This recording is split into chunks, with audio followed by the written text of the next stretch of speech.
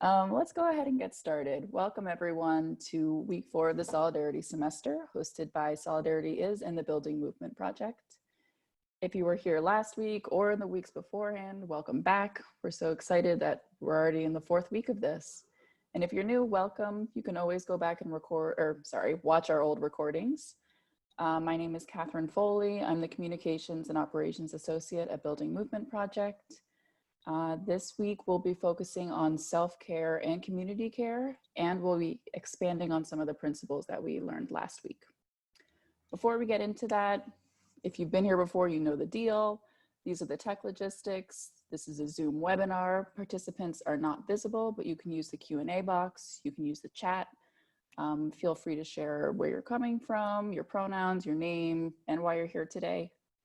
And this session will be recorded along with all the other sessions, so you can access the recordings, the transcripts, and all the other resources on the Solidarity Is website. We also send them out every Monday, so if you haven't been receiving those emails, please let us know and then we'll fix it.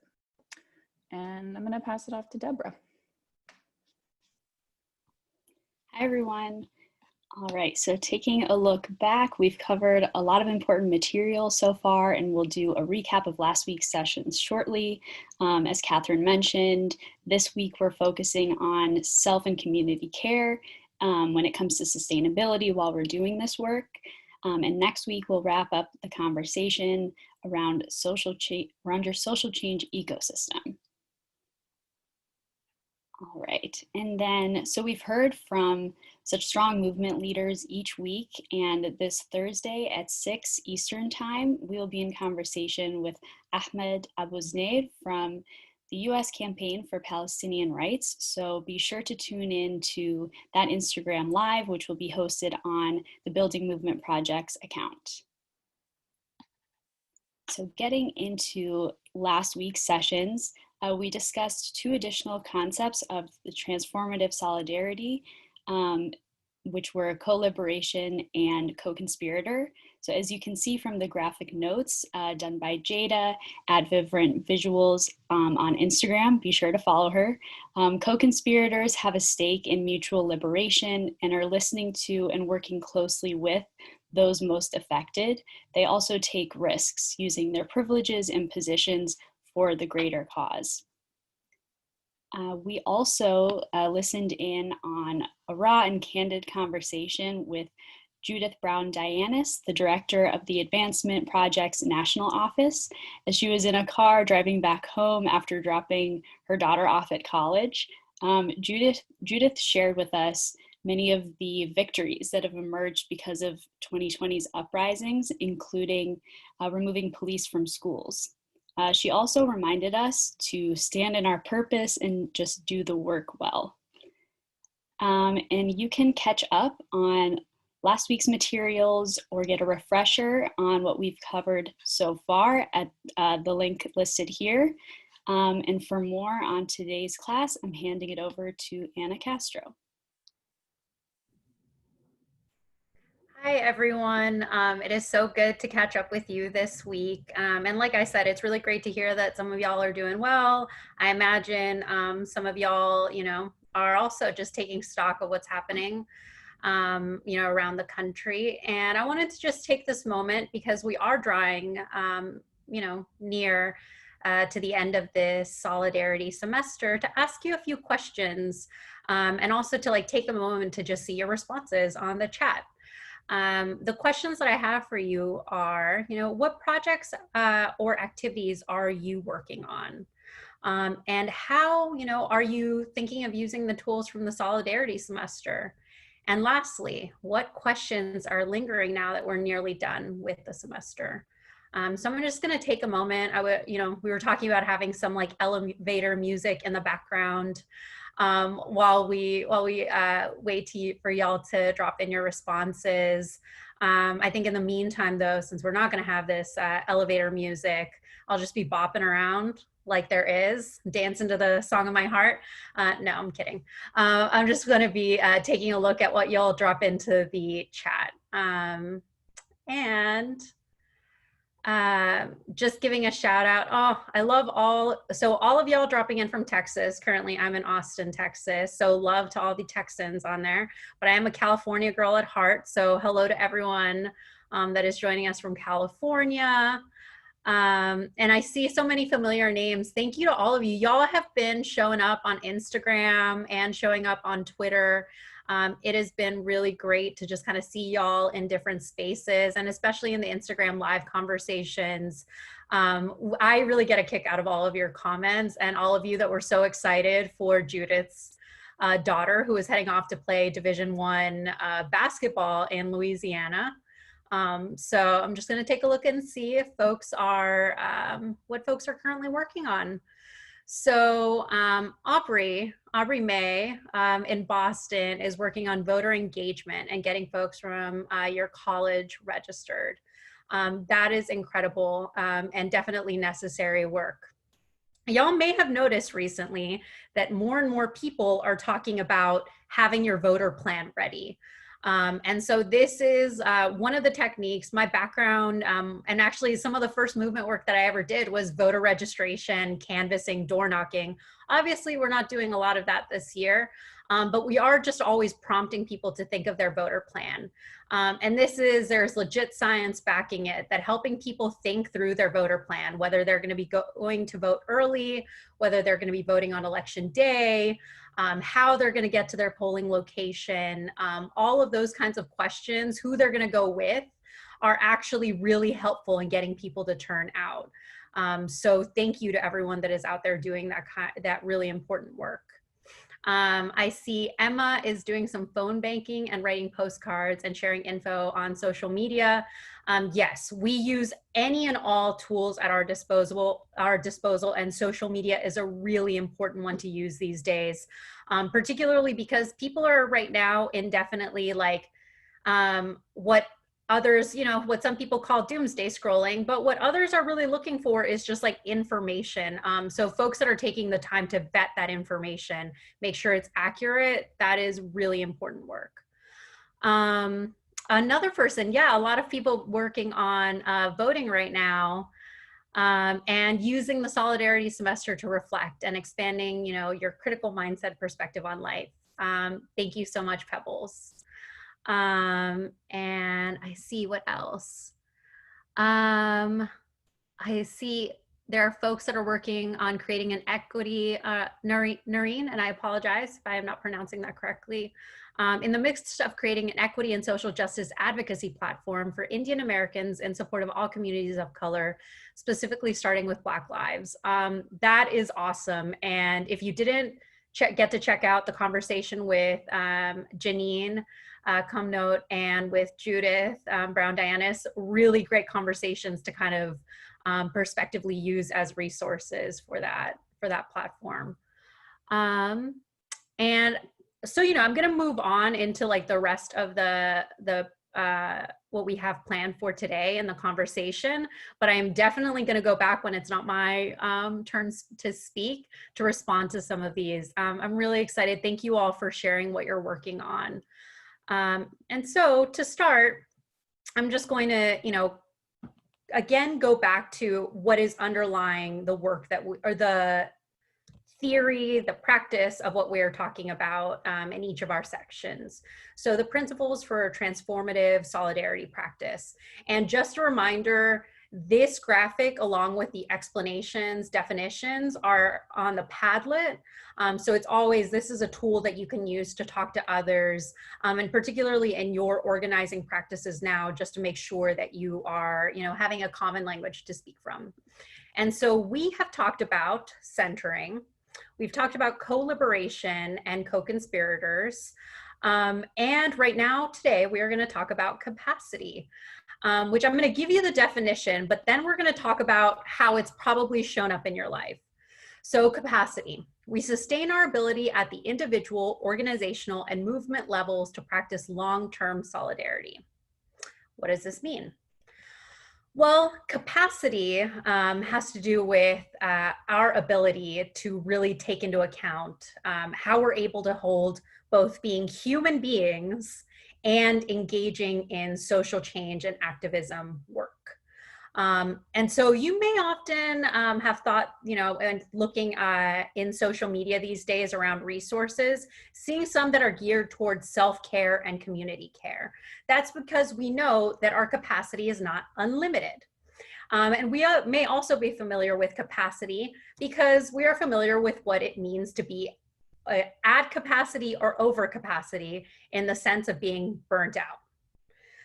And so what we're going to talk about today is how we're able to manage our capacity to allow ourselves to actually be able to be fully human while doing this work, taking care of our needs, but also really seeing how we can be embedded in this movement work and this transformative solidarity work for the long haul.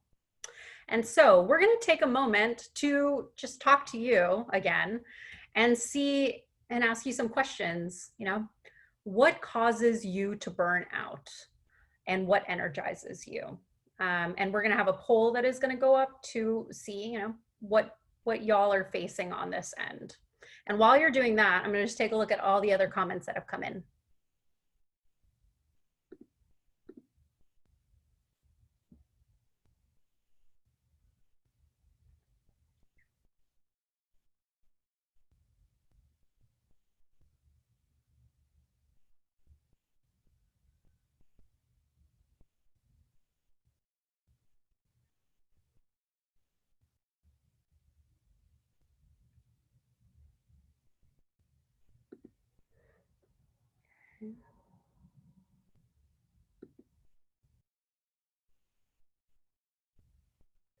And so just from taking a look at, the first question, what causes you burnout? Well, this is such a familiar answer. My own feelings of guilt that I'm not doing enough. And, underlying all of this, I'm seeing people answering the overwhelming news these days, all your responsibilities outside of activism, not getting enough rest or sleep, a lot of these things just kind of add on each other. But we are definitely going to talk about your feelings of guilt of not doing enough, because let me tell you, the advice that I give to most people these days is the following. Your head and your heart are exactly where they need to be. Okay. So let's go to the second question. What energizes you?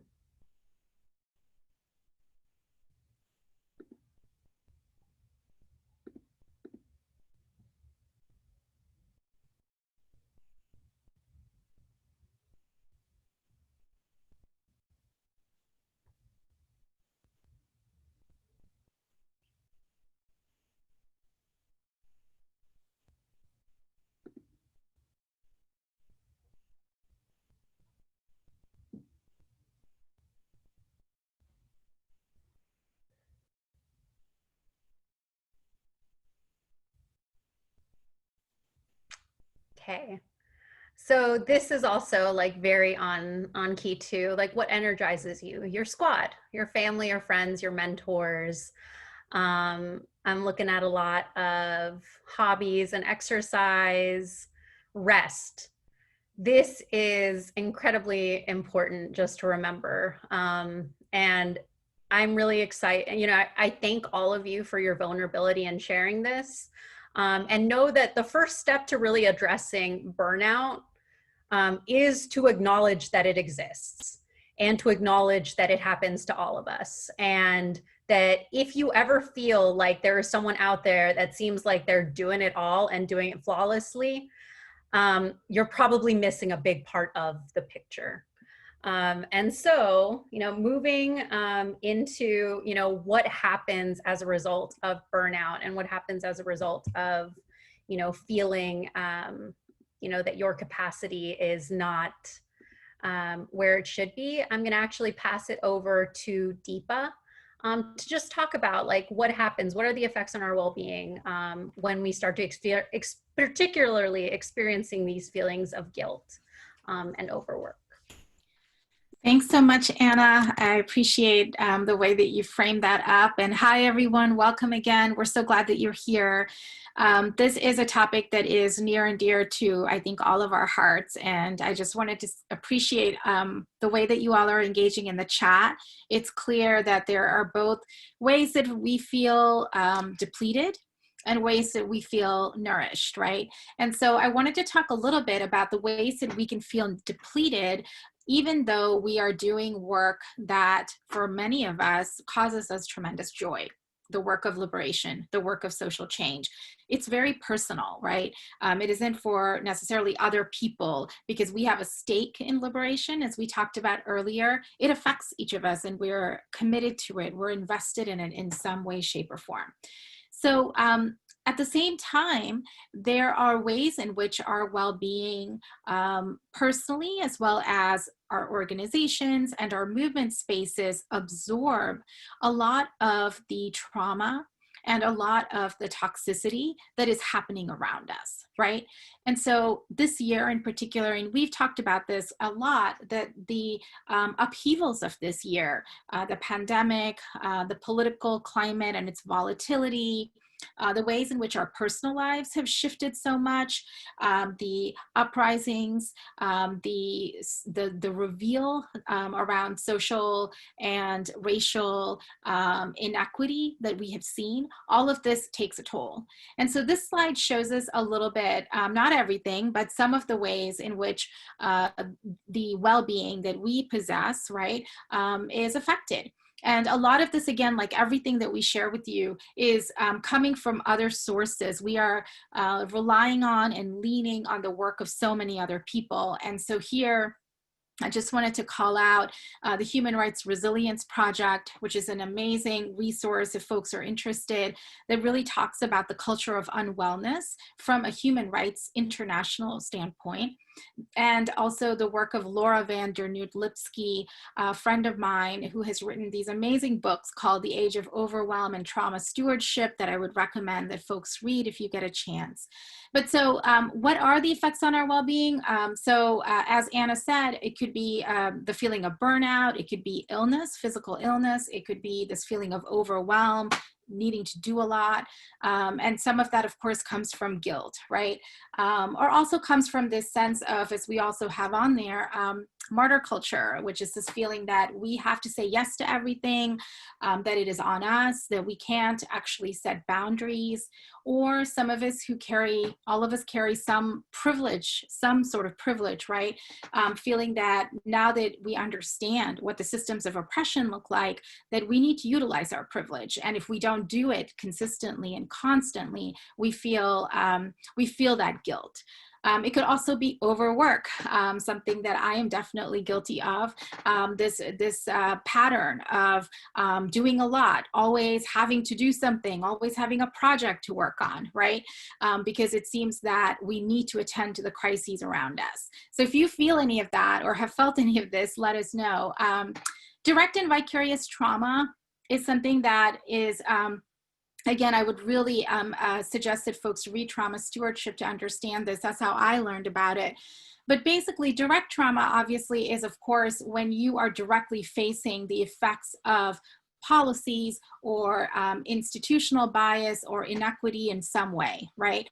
So folks who are people of color, queer and trans communities, the working poor, women, immigrants, undocumented folks have a lot of reasons to feel direct trauma. And for those of us who come from those communities or know people from those communities and are working in social change, we can often feel that directly, the trauma, or we can feel it vicariously. And vicarious trauma means, again, that it is happening to people that are close to you and you are absorbing that too, right? For a long time, I felt like I could never share the effects of vicarious trauma. I worked in the post 9/11 environment for 10 years plus, and I felt guilty talking about it. And I finally learned that a lot of the ways in which I was absorbing that trauma weren't actually healthy for me, or the ways in which I was relating to folks, right? Because sometimes conflict happens in personal relationships or in personal dynamics, and you aren't necessarily aware why. And so when we talk about, and we'll talk about this a little bit later, in movement culture, oftentimes we see a lot of this conflict. And Judith talked about that last week. If you were on the IG Live, she talked about the movement messiness, right? Very common. And sometimes that is a result of us institutionalizing and internalizing, I shouldn't say institutionalizing, internalizing what we're seeing and facing on the outside, and then creating those patterns, right? And then finally, numbness, or at the other level, depression, anxiety, PTSD. So these are all ways in which activists, people engaged in social change, have reported feeling when they are working on really pressing issues, especially from a crisis standpoint. So let us know how this feels for you, right? If this is kind of connecting with you in the chat. Another way, and this, we're going to move on to the next slide, but feel free to use the chat. Another way in which we actually are facing a culture that is not one of well-being, right, is because of the way in which our organizations and movements are working. So this is a graphic that is called the organizational pressure cooker that I thought up of a couple of years ago because I myself have made a lot of mistakes related to the organizational pressure cooker and creating and being part of organizational environments where dominant white cultural standards are uplifted, right? And as you can see on this burner, in this oven, I should say, there are a number of different burners with names on them. So dominant white culture, and again, lifting up the work of Kenneth Jones and Tima Okun here, who really came up with this idea of how nonprofit spaces also internalize and replicate white dominant cultural standards. And some of the ones that we wanted to uplift here from their work are this idea of performance and productivity, right? That we're always producing, that organizations and activists feel like they have to perform in order to be seen as credible and in order to have our voices heard. There's sometimes a cult of personality that often happens in our spaces where there's this sense of, one person or two people sort of representing an entire community. And then there's this sense of purity, which is that if you don't have sort of the best analysis, the sharpest analysis about a political issue, that then you're not really part of the group, right? The in-group, not recognizing that we're all learning and that there's a trajectory of growth.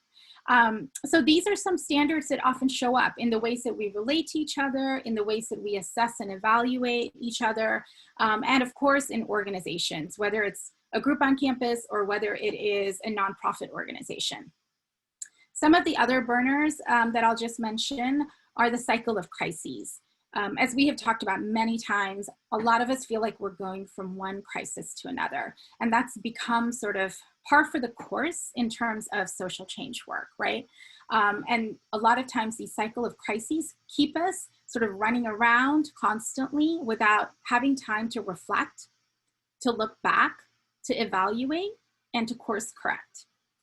So learning how to stop ourselves when we're in cycles of crises, to actually take that time, is critical if we are to be effective and sustainable long-term activists. And then lastly, a lack of resources. So whether that is financial resources, whether that is support from others, whether it is in terms of mental health or physical health, there are a lot of resources that many folks don't have when they're engaging in social change work. And so the reason I call this a pressure cooker is because oftentimes it feels like it can burst or implode, or we might feel like that, or organizational spaces might feel like that. And so part of the question that I have for us, right, is how do we get off the burner? Or burners, how do we get off the oven, right? How do we make sure that we're turning down the heat is another way of thinking of this question, right? Some of that is work that we have to do individually.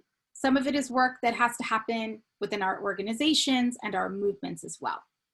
So just wanted to show you these two slides so you can be thinking about what is it that depletes you What is it that burns you out? And oftentimes it is, again, the work that we're doing, the way in which we're relating to each other, the cycles of crises.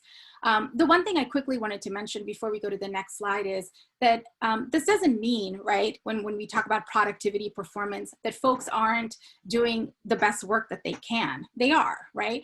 And that we should be kind of making sure that we're living up to our own individual standards of doing the best work that we can at any given moment. It just means that we also have to have an ability to evaluate and to take a look at how much we're taking on ourselves and how much we're being asked to do. All right, so on the next slide, what happens when we then let the that oven get super hot? What happens if we're not able to break the cycle of crises? So what happens are some of these following effects that we identified when sustainability isn't centered.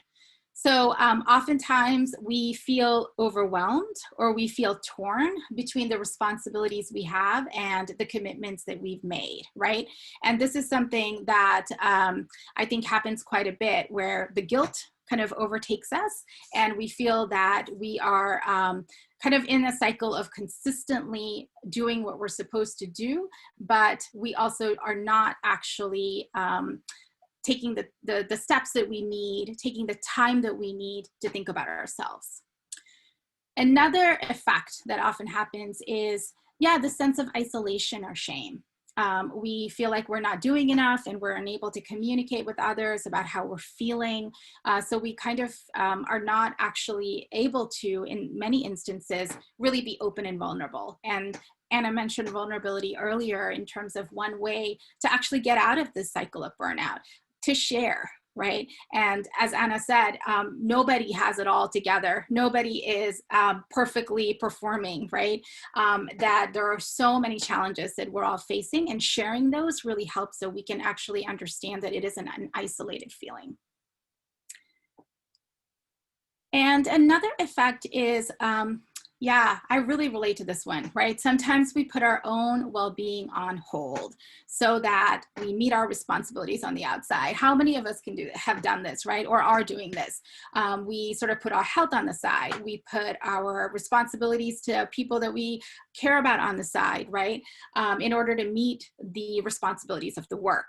Or we're unable to finish schoolwork or the tasks that we signed up to do, or the commitments we made to organizations, or whatever the case might be. That happens when sustainability isn't centered. And then lastly, we act in ways that are not aligned with our values. If you'll recall, the first session we did, we talked about our values and our principles, right? And what we're actually trying to aspire to. And all of us are trying to, every single day, act in ways that are aligned with our values. I know from at least my standpoint that I mess up in that arena quite often, almost every single day, right?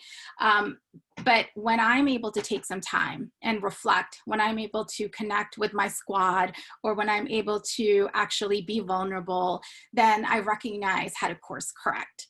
And so really leaning on some of those ways that nourish you, whether it's people, whether it's an activity, whether it's reflection time on your own, can really help to center sustainability and make sure that those cycles are actually contained and they aren't taking over in a way that we're actually not doing the work well, right? And taking care of ourselves. It is possible to do both.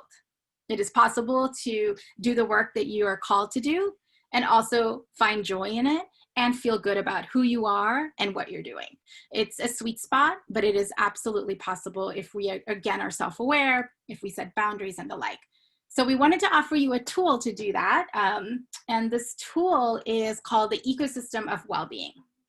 And so this particular tool, like all of our tools, recognizes that it isn't always on the individual to find solutions. There is a responsibility on each of us, of course, to do our inner work, right? But when we're talking about social change work, we're also talking about relationships with others. And so you will see in the core circle is about individual practices that build an ecosystem of well-being, and then around that, organizational practices, and then finally, communities of support.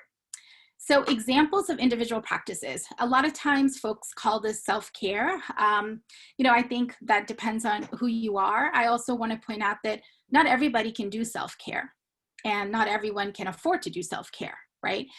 So it's really about identifying the things that work for you might not work for others, but work for you.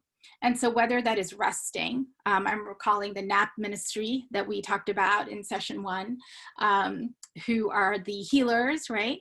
Talking about resting, reflecting, finding your joy, wherever that is, clarifying your roles. So using the social change ecosystem map might be useful as an individual practice. And then setting your boundaries to the extent that you can. Finally, after 20 plus years, I have a list that I go to that unless every single thing is a yes on that list, I don't say yes to whatever it is that I want to do, right? Because there are lots of things that we want to do that might not always be good for us to do all the time. And then organizational practices are the second tier surrounding the first.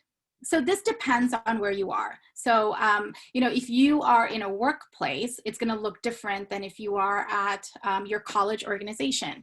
So if you are part of a college-based organization or a campus organization or something through a place of worship or a community, you might want to think about what kinds of practices can you create or put into place. Some ideas include check-ins, right? Starting meetings with a check-in. Ending meetings with a checkout, having meetings that actually are not about the work, right? At the Building Movement Project, where Catherine and I work, we've instituted a team lunch on Thursdays where we actually don't talk about work and we don't talk about updates on our projects. We actually just talk about other things like what is something that we're watching or reading that is inspiring to us, right? Or writing poetry and sharing. And so finding ways to actually connect with each other through your organizations, check-ins, check-outs, non-work related conversations could be really healing and restorative. You may also at your campus organization think about a way to deal with conflict. Every organizational space has conflict because it's about people to people, right? And so are there ways in which you all could come up with what happens when there's conflict between people? How do we actually address it through a restorative approach, through a transformative approach, where there is a recognition of harm and there's a recognition of how we transform that harm through accountability, through forgiveness, and through actually moving forward together. At workplaces, we encourage folks to think about putting in place well-being committees or taking a look at those white dominant cultural standards that I mentioned and understanding how to interrupt those. So those are just some examples. And then finally, the last tier is the communities of support. Again, recognizing that we cannot build this ecosystem alone, that as Catherine said at the top, this is about not just individual care, but community care. Right? And so how do we build communities of support that care for each other? Examples are mentors, right? Finding mentors and guides, as we call them on the ecosystem map, can be extremely helpful. Peer support, people that aren't always going to say yes to us, but will lovingly guide us and lovingly interrogate us. Coaches, spaces. So what that means is actually creating spaces for folks to engage with each other and actually think about healing, think about actually giving voice to trauma in a way that really makes it a place where you can come for refuge. Squads. So squads are folks, someone said on the chat, I like to hang with like radical folks of color. So that could be your squad. Your squad could be your friends from high school that you still continue to talk to, people who get you, people who are going to be loving with you and also, call you in if you need to be called in a gentle way, right? So this is an example or some examples of what an ecosystem of well-being can look like at the individual level, the organizational level, and the community level. there are lots of practices on here that are missing that you're doing that we would love to know about and hear about and learn from. So feel free to share those in the chat if you like. So I'm going to pause here just to see if folks have any questions, if folks have any thoughts about this, and turn it over to Anna as well. And would love to know if you all do have questions about this particular tool, or if you have any feedback on it. We're here to answer questions or provide ideas as well. So let's see what folks are saying in the chat. The ecosystem is amazing. Great. Talking about privilege guilt reminds me of Brene Brown's podcast episode on comparative suffering, which was really helpful to listen to fight burnout. That's great. I have not listened to that podcast. Thank you for that. Can you explain that term further? Which term, Ali, are you talking about? I'm sorry if I'm mispronouncing your name. Calling in. Yeah. And I've been talking a lot. Do you want to take that? And then I can add on to whatever you say. Of course. So I think that, this is actually a really good moment to talk about, like, what are some of the systems of oppression that underlie what motivates that guilt, right? And so, we're talking about capitalism and white supremacy. And that is like really underscored by the tool that Deepa shared on the organizational pressure cooker. And so for a lot of you, whether you are students or whether you're working right now, there's been an expectation placed on you of what you're supposed to be performing at this moment. When this moment is completely beyond anything that any of us could have ever imagined, right? Like, we could have all imagined perhaps a continued conflict when it comes to like how we are reacting to divisive and hate-filled language in our political arena. But a pandemic that would have driven all of us to be indoors for months at a time, like, that is just not something that we could have ever really imagined. And so, for the folks that right now, talked about how they feel guilt for not doing more, this idea, who is placing that guilt on you? And how are you, both like caught within those systems that are demanding something of you that you may not be able to give in this moment? But also, how do we ourselves like internalize those things? Deepa talked about it a lot and is very vulnerable about like the pressure she places on herself. But for most of us, including myself, I'm like, that pressure didn't come from myself to begin with. It was just something that I learned along the way, something that was socialized.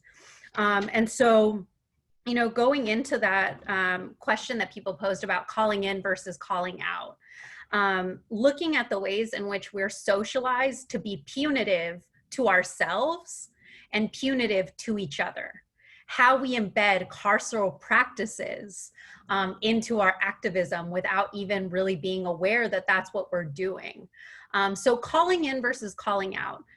First of all, I'll say that I'm one of those people that I'm just like, a term is a term that we're going to use for like a year, and then we'll probably move on to something else, because language is so fluid in that way. And because we are all constantly trying to refine our political analysis. But calling out is just the act of pointing out that someone with power of some sort has used that power in a way that has caused harm. And whether that harm is individual or systemic, is something to flag. And then the idea of calling in is that you lovingly, as Deepa put it, you lovingly are calling someone in because your goal isn't to exile, punish, place in movement prison someone, but rather your goal is to remind someone of the values that they hold and how perhaps their practices are not aligned with those values. And so that was like, to go through like just some of these like very, the amazing like tools that Deepa has given, just to point out, these are not things that are coming out of nowhere. These are deeply embedded things because of capitalism, extractive capitalism, and white supremacy. And so, I just wanted to point that out, and how, for those of you that are students, you're very aware of like what that looks like in your environment, the pressure to still be showing up to class. And, I've seen there's been like so many articles about professors demanding people show up to class in a particular way. Or, you may have been seeing it in like the opposite way, which I hope is true for most of you, that your professors, if you're going to school, are telling you like, I'm barely holding it together. However you're holding it together is fine with me. But how those like communities of support, those squads, those friends, family, and mentors can remind you to be gentle, and how in our interpersonal relationships, we practice that kind of co-liberation of like acknowledging the constraints that white supremacy and capitalism place on us, but deciding that our well-being is worth more than that. And Deep, I don't know. Thanks so much, Anna. No, I think that's great. I think that it is really important for folks to internalize a lot of that. And it's hard. That's the other thing I wanted to say, that none of this is easy to do or to practice all the time, because we're human and we make mistakes and we're learning. It's really about making whatever commitment you can, right, to one of these practices, whether it's in one individual practice, like I shared, my checklist was my big individual practice for the year, or if it's an organizational practice that you could put in place if you have any level of work that you're doing with an organization, or for a community of support, think about being a support to someone else, like being a mentor, being part of a peer support group, checking in on people, right? Even picking one thing can actually be helpful if we can carry it throughout the year. So I think there was one more question that we wanted to pick up here. And thank you, whoever is, oh yeah, Yulitza and Yakira, thanks for sharing all those great pieces of information about books, really helpful. What does building transformative restorative healing practices look like at an organizational level? Are there resources that you can recommend on building these practices at an organization that does not currently use them? So yes, there are pieces. We're going to get to some resources towards the end, but there are resources that you can find in terms of restorative or transformative justice and healing justice. I would look at trauma stewardship as one example of a book that provides some of those practices. But really at the organizational level, I would say a couple of things that might be useful that I've heard from best practices, and Anna, please feel free to add on to this. But one thing is to actually acknowledge that trauma exists, like the mere acknowledgement of it, right? So if you'll recall, when we started talking at the Solidarity Semester, we started by talking about the impact of the generational moments that we're living through right now. So actually acknowledging it, stating it as a fact, not sort of pretending it doesn't exist. And then also recognizing that it takes a toll on people, on ourselves. So often sharing how it's taking a toll on you can help others share as well. So that's one of the first steps, the acknowledgement. And then another practice that I have heard that is extremely useful is actually identifying the ways in which an organization is committed to well-being. Again, these are aspirations. You're not going to achieve them all, right, immediately. But what are some agreements? What are some policies? So I know of organizations, for example, especially now with the pandemic, that are not working on, that are doing a 4-day work week, for example, right? Or organizations that are telling people who are caregivers to either parents or children or family members that their workload can be reduced, and that their pay is not going to be cut for that, right? That's an example. So what are some policies that are informed by people's lived experiences, especially if they're doing social change work? And then the last practice that I would identify that I've seen organizations utilize is around conflict. A lot of organizations in our space follow the corporate sector in terms of, there is a grievance process that is put in place, right, if there is a conflict. And sometimes nonprofits could perhaps take that and change it a little bit, right? Is there another way of actually tending to conflict where there is the ability to talk about harm and also responsibility and accountability? So those are just some examples that I've seen different organizations utilize, and you all might also know of some as well that you're more than welcome to share in the chat, that can really build this ecosystem of well-being. All right, I'm going to turn it back over to you, Anna. Thanks, Deepa. So we actually have some reflection questions for y'all, and there are a few, so I'm going to go through them, and I'm also going to answer some of them just to engage in this act of vulnerability, because as Deepa said, vulnerability and acknowledging trauma is the start to just figuring out what you do with these feelings that you have that can be very uncomfortable and that can make it difficult to know what to do next. So the first question is, what guides or informs our individual physical, emotional, and spiritual ability to handle crisis and trauma? And then how do we assess if we are at maximum capacity? Which is to say, how do we know when we are burnt out? And how do we know when we're nearing burnout? Are there times when you know I'm headed in that direction? And then how do we renew ourselves? How do we, engage in this act of community care that a lot of y'all seem to really be like vibing on, the squads, the friends, family, and mentors? How do we renew ourselves? How do we put together those plans to actually be ready for the moments where you're nearing burnout? And then how can we strengthen our own and our ecosystem's capacity for grace, humility, and healing? And, to give y'all a moment to like share whatever you may share, which may be either an experience or a question that you have about this, I'll, just start. I know for at least my personal experience, I am the eldest daughter of an immigrant family. I grew up as, our family's translator, researcher, tax preparer.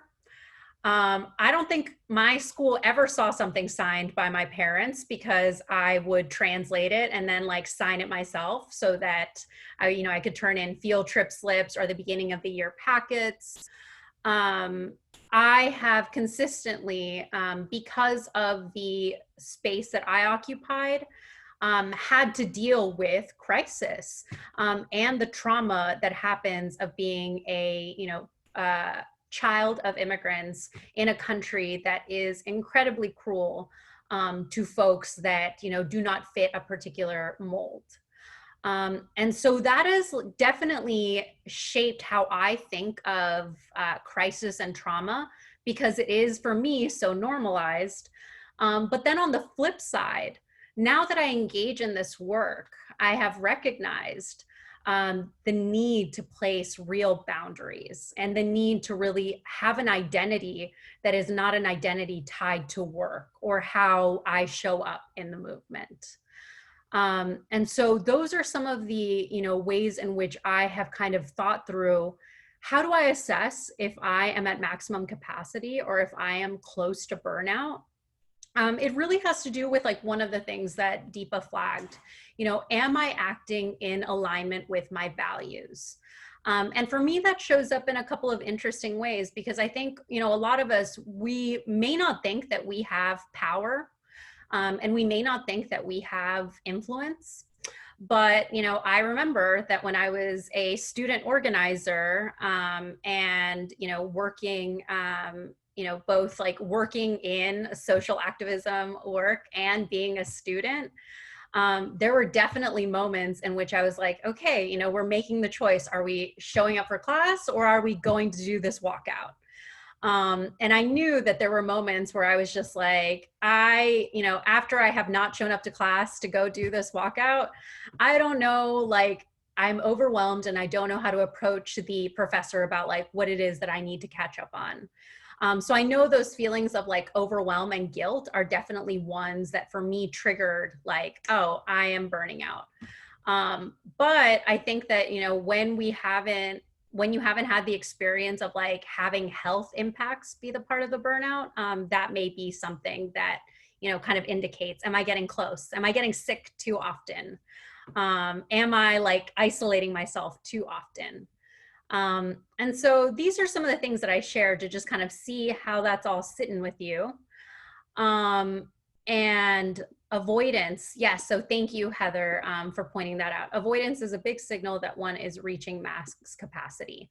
I definitely agree with that in terms of you start, not being able to answer text messages. We see that all the time when people are these are like the memes that you see where people are like, not answering text messages, only sending memes to each other.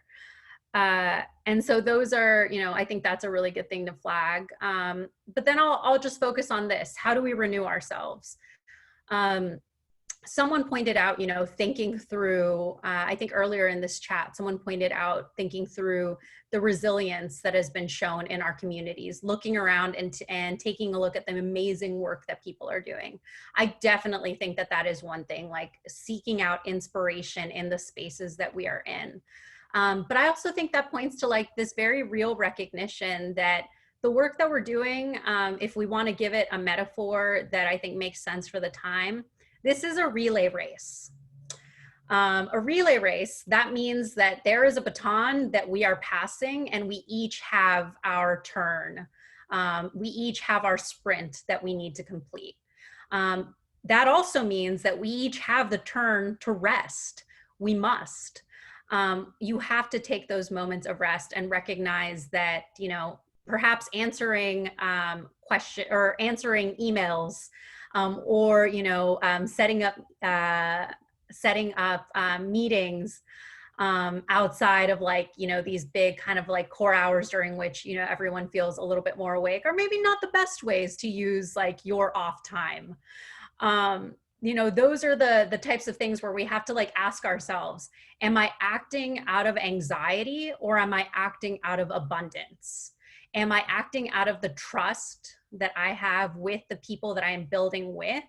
Or am I acting out of this idea that if I am not present, that if I am not the one doing the work, then the work isn't going to get done? Which is really, again, goes back to like this concept of self-awareness. And then, I'm sorry, Catherine, I know there's a question in the Q&A, but I can't see it. So if you mind dropping it in the chat, that would be great. And then, going back to how can we strengthen our own and our ecosystem's capacity for grace, humility, and healing? Oftentimes, this is something that you're going to do by being that example, by being the person that says, like, I believe that it's time to chat. Oh, good. Thank you very much, Catherine. So in that, I want to leave y'all with some tools. So first and foremost, we want to acknowledge that, for Black folks in particular, this period of time has been brutal. And so for non-Black co-conspirators, this is a resource that just kind of points to, here are some actions you can take to support your friends, fellow students, coworkers. And that's like something that we don't often think about, like even in the working space, even in class, are your professors even acknowledging the political moment that we're in? If they're not, it should not be the responsibility of the Black folks in your class to point that out. So that's one thing. The other tool that we have is, for folks that are interested in creating healing spaces. And this may be something that you do with your squad. I would point to these amazing zines by Bria M. Royale. And they have some that are geared towards creating healing spaces. There are some that are like just about checking in with yourself, putting together your own sustainability plan. I would, check those out. And then lastly, like, again, this concept, you are not alone. You want to map out your pod.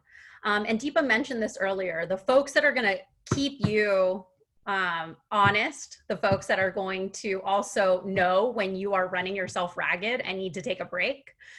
So there is a pods and pod mapping worksheet that is also going to be, in this PowerPoint for y'all to check out. And lastly, read and share this article, How to Cope When Everything Feels Bad and Somehow It Keeps Getting Worse.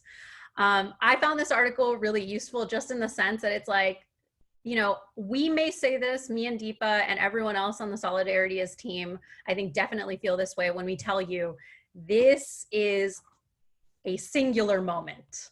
And however you are feeling about it and however you are reacting about it, or, reacting to it, it is the thing to be reacting to.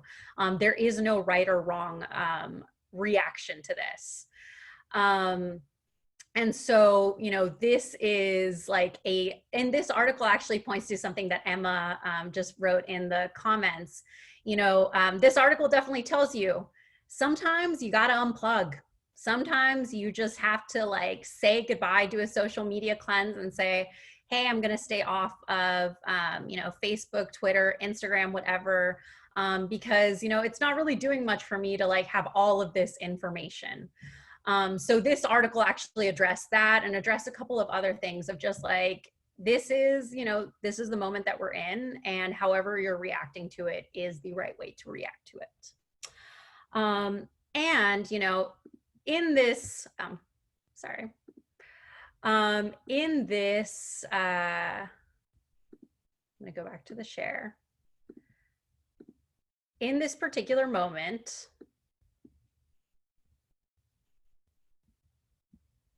when all of y'all mentioned that, it's good to hear from others about like how they're coping with things, I want to point towards the IG Live conversation that we will be having on Thursday with Ahmed Abu Snaid, who is an amazing, inspirational, badass person that is definitely going to be talking about, cross-movement solidarity, global solidarity, which is something that I think all of us are more increasingly thinking about, especially for those of you that mentioned earlier in the series that you've been thinking about climate change.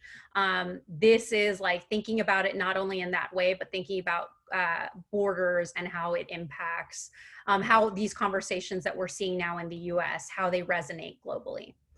And so that is something we're going to be doing on Thursday. So we hope to see you there. And lastly, just to send you off, I'm going to point towards, just some of the quotes that are things that have kept all of us in our solidarity as team grounded. First of all, caring for myself is not self-indulgence, it is self-preservation, and that is an act of political warfare. This amazing quote by Audre Lorde that I've seen, shared countless times, but is also just always a good reminder for all of us that, self-care does not mean capitalism. Self-care can literally mean rest, napping, dedicating yourself to something that isn't something tied to your, tied to the political work that you're doing. And then, for all of us that, got to have some fun, socially distanced celebrations, if I can't dance, I don't want to be a part of your revolution, which is always a good reminder, on the cultural end of things. And then lastly, well-being is not a privilege, it's a right. And again, all of these things have origins beyond like what it is that we're covering now, because ancestrally, we have not been this disconnected from our physical and spiritual selves. Burnout is kind of one of those signals that we really need to like restore that balance between spirit and body. And so I will, with that, close out our conversation. And thank you again for joining us this 4th week. And also excited to see y'all on IUG Live on Thursday. Unless, of course, you are doing a social media cleanse, in which case, check it out on the Padlet whenever you are ready. Thank you so much and have a wonderful rest of your day. Thanks, everyone. Always good to see you. Take care.